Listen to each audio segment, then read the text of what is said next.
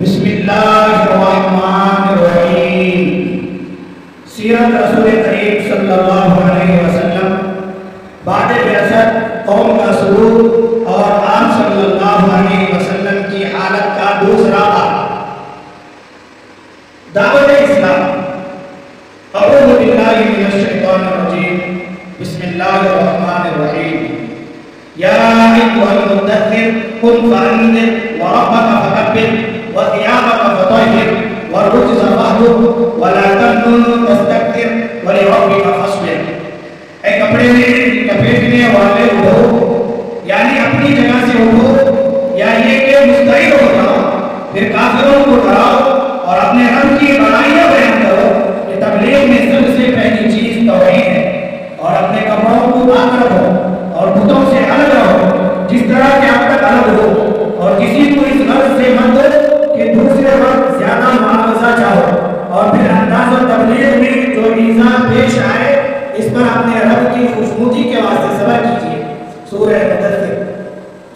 حضرت ابراہیم علیہ السلام نے رسول اللہ صلی اللہ علیہ وسلم کو وضو کرنے اور نماز پڑھنے کے طریقے سکھائے۔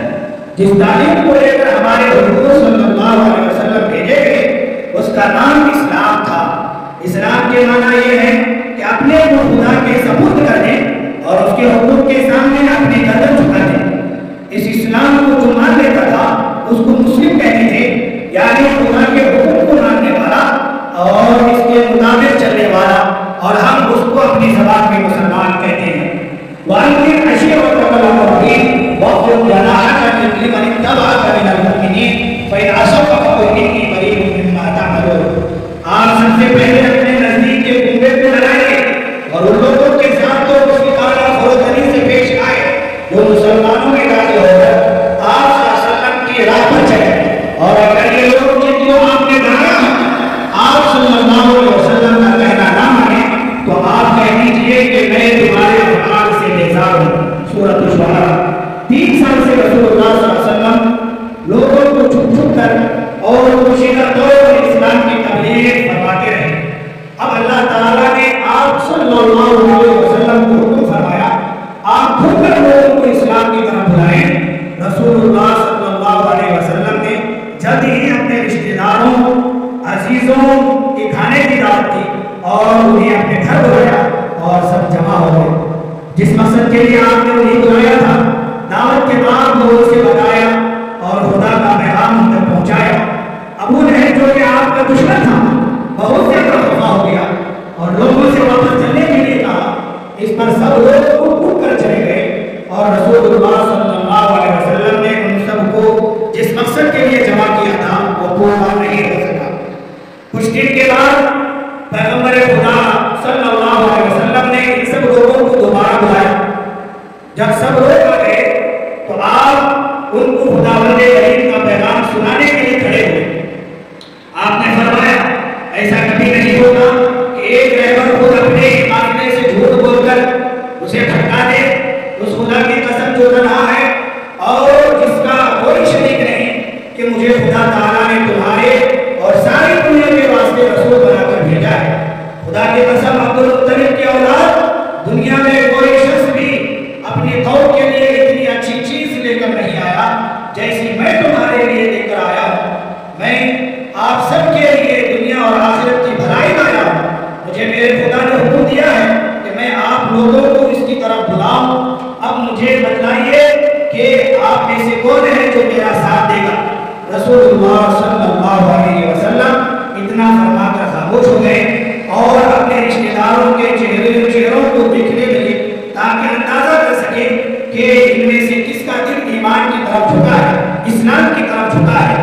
لیکن آپ صلی اللہ علیہ وسلم نے اپنے جتنے رشتہ داروں کو جمع کیا تھا ان میں سے کسی نے بھی آپ کی اس آواز پر ہاتھ نہیں اٹھایا، بلکہ سارے بالکل خاموش ہوئے تھے اور آگے پھاڑ پھاڑ کر آپ کو ڈھونڈ رہے تھے اور وہ کو دوسری طرف پھیر دیا۔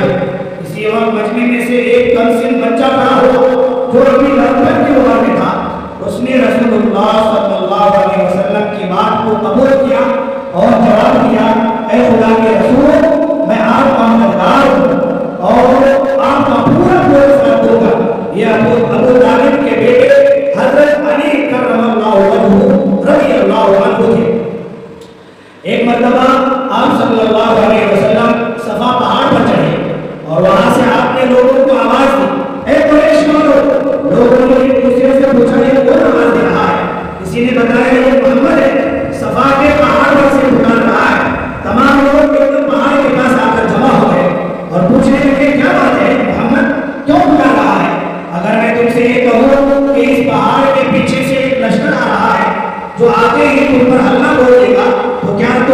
بات کا یقین کر لو گے؟ آپ نے فرمایا، ان لوگوں نے جواب دیا ہاں کیوں نہیں، ہم لوگوں نے کبھی کبھی جھوٹا نہیں پایا۔